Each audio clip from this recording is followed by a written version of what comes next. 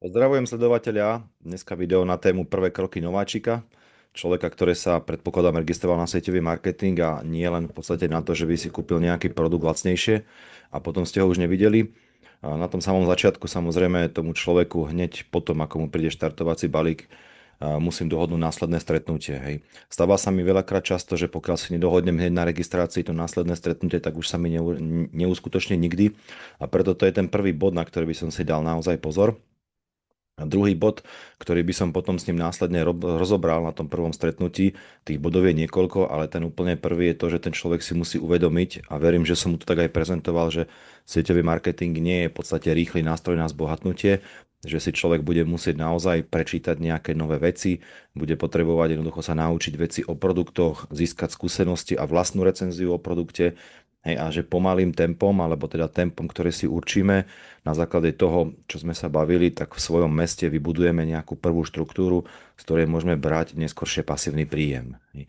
Je to veľmi milé, je to veľmi dobré a mám to veľmi rád, ale samozrejme na toho človeka sa toho môže zdať zo začiatku veľmi veľa, preto na tom prvom stretnutí, ktoré by asi nemalo byť dlhšie ako hodinu, by sme si mali nejaké tie veci rozobrať, ktoré sú naozaj potrebné spraviť. Určite prvá potrebná vec je ukázať mu stránku firmy, ukázať mu, ako sa naloguje, ukázať mu veci, ako si hodí do košíka, ako si to objedná, ako urobí online platbu. Takže sú to skôr také technické veci, ale neuveríte, nie každý to zvláda úplne v pohode. A ukázať mu nejaké vernostné programy, pokiaľ firma ponúka. A samozrejme, čo je veľmi dôležité, urobiť mu určite aj chuť na produkty, ktoré mu prišli v štartovacej súprave. Môžete si ten balík rozobrať, ideálne keby ho doniesol a keby ste mu vysvetlili, čo je na čo. Hej, a aby ten človek naozaj reálne dostal chuť tie produkty používať. Pokiaľ sú to produkty pre zdravie, tak samozrejme pokiaľ sú kategória doplnky výživy, tak výsledok alebo účinnosť tých produktov nastúpi v priebehu 2, 3, 4 mesiacoch.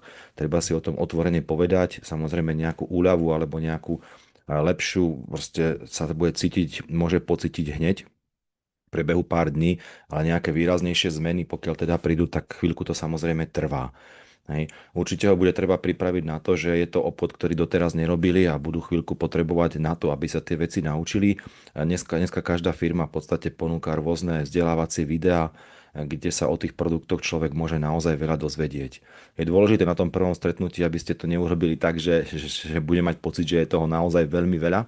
Takže ako hovorím, technické veci ohľadom stránky, ohľadom produktov, ktoré mu prišli a tom balíku ešte raz, pretože on si z tej prvej prezentácie moc nepamätá. Pripomenúť mu, že ten sieťový marketing je naozaj práca a podnikanie, že to nie je rýchle zbohatnutie, ktoré som už spomínal. No a samozrejme, čo je dôležité, aby si založil možno nejaký zošit, DR, ideálne, pokiaľ ak to nie je ešte zavčasu pre neho, ak naozaj chce robiť obchod, aby si do toho zošitu počas tých našich stretnutí písal nejaké odrážky, veci, ktoré si má pozrieť, ktoré sa má naučiť, aby ste si to potom vedeli aj vyhodnotiť. Určite by do toho zošita prvé, čo by si mal zapísať a veľkými písmenami, je samozrejme to, že v podstate kedy máte prvý nejaký seminár, živý seminár, na ktorý sa ten človek môže nalogovať, kde by mohol teda prísť. Hej, čo to obnáša, kde to je, proste spraviť mu na to promo, kto tam školí, akí sú tam ľudia, že je tam kultúra firmy, že sú tam vystavené produkty a všetky tieto veci. Ďalej určite, pokiaľ ten seminár je možno za 3 týždne, možno za mesiac, možno že neskôr, dovtedy mu treba povedať, že máme nejaké online školenie, čiže kde ho môže navštíviť, pridať ho do nejakej tej skupiny, ktorú teda máte, aby si ho teda mohol pozrieť.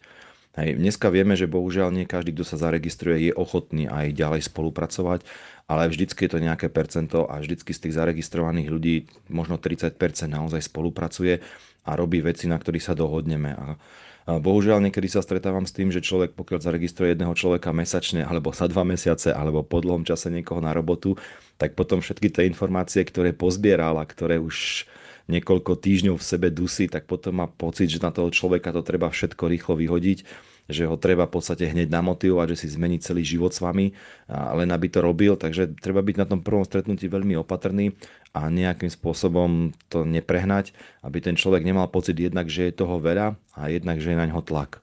Hej. Musíte byť veľmi citliví a veľmi citlivo k tomu prispôsobovať sa. To znamená, spýtam sa ho, že či by chcel v tom sieťovom marketingu ísť rýchlejšie a mať nejaký fast track, alebo ísť pomalšie proste. Ale dôležitá je jeho odpoveď, nie čo chcete vy, lebo potrebujete body.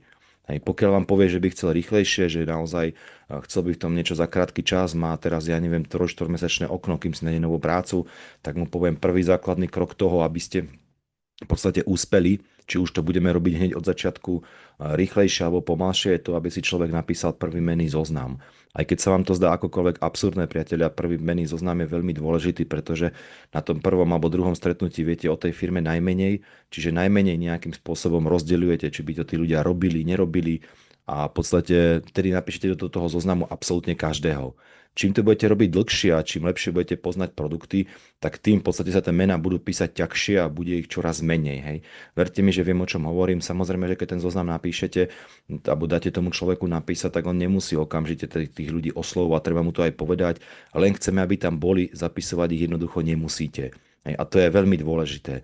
Pokiaľ by ten človek chcel hneď nejakým spôsobom aj niekoho zaregistrovať a sprezentovať, treba mu povedať, čo má tomu človeku povedať, aby prišiel na to stretnutie, hej, aby ho neodradil, aby mu nevyzvonil všetko do telefónu a ten človek potom nepríde. Čiže dať mu presnú inštruktáž toho, čo má urobiť, aby ten človek na to stretnutie prišiel, alebo sa ho spýtam, či s tým mu môžem pomôcť ja a poviem, že sme tu a že ste mi dali kontakt a že pôjdeme do toho spolu. Toľko asi k tomu. Takže naozaj za mňa veľmi jednoduché kroky nováčika. Netreba v tom hľadať nič špeciálne proste a nič ešte lepšie a dlhšie a mať to 2 hodiny a motivovať toho človeka z každej jednej strany, len aby začal. Keď to zopakujem, technické veci, určite produkta, láska k produktom, nejaké úlohy ohľadom produktov, aby si ich vyskúšal, aby ich mal rád, aby ich používal. A určite potom, ak teda chce robiť nejaký sieťový marketing, aby čo najskôršie vypísal nejaký zoznam, ktorý sa nemusí hneď oslovovať, môže sa oslovať aj neskôr, alebo vypísal čím najskôr, pretože naozaj nevieme, kedy. Potom čím ďalej to budeme robiť dlhšie, ako som hovoril, budeme to viacej rozdeľovať a ak chce začať hneď, tak možno, že dohodnúť aj nejaké to stretnutie, či už to urobíte vy osobne ako skúsenejší človek, alebo to urobí on a dáte mu jednoduchý návod. A v podstate to je zatiaľ všetko a dôležité, aby mal nejaký ten diár alebo nejakú tú knižku, aby tam v podstate mal napísaný dátum prvého živého semináru a samozrejme, aby tam mal napísané aj semináre, čo sa týka a potom samotného online alebo akým spôsobom vzdelávate, hej, priateľa.